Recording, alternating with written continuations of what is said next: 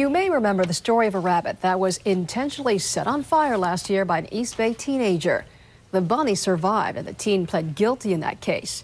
NBC 11's TJ Holmes is here with now an update on that bunny. TJ. And here with that bunny as well, and as the person petting the bunny there is Marcy Schaaf, who's with SaveABunny, helped nurse this little guy back to health. If you can, quickly for us, remind us just how bad a shape this rabbit was in when you first got him. Well, it's amazing that Phoenix has survived at all. When we received him in, he had second and third degree burns. His back had about 5 deep cigarette wounds. Most of the area on his back was covered with burns. His ears were third-degree burns, and they were like toast. And after a couple of weeks, both of them fell off.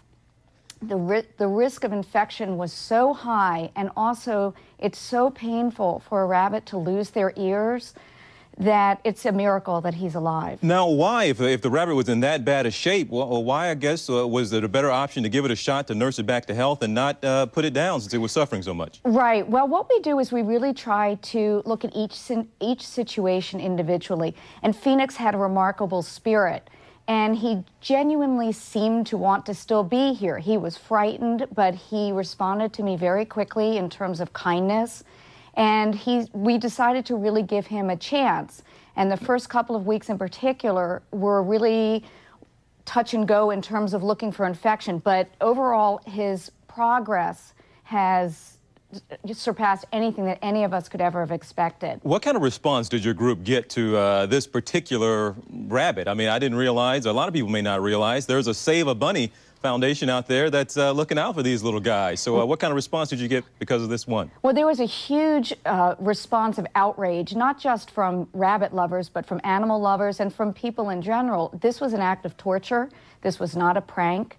And the fact that a human being could intentionally restrain, torture an animal like this outraged everyone. And most people don't even realize that rabbits are the third most frequently euthanized animals in the country, right behind cats and dogs.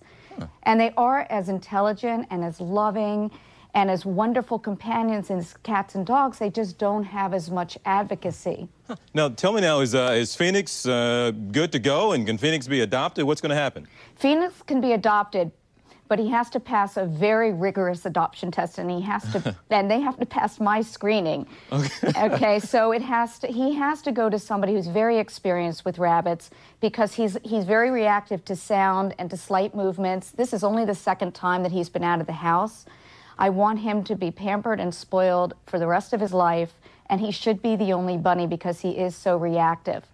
Oh my goodness, never seen a bunny without ears like that. Now, had you all ever seen damage? Have people around that office deal with bunnies all the time? Ever seen anything quite like this one went through? No, and I have worked with probably about 800 rabbits or more, so probably close to 1,000 at this point. And this was the worst case of abuse that the Vallejo County shelter where I had ever seen.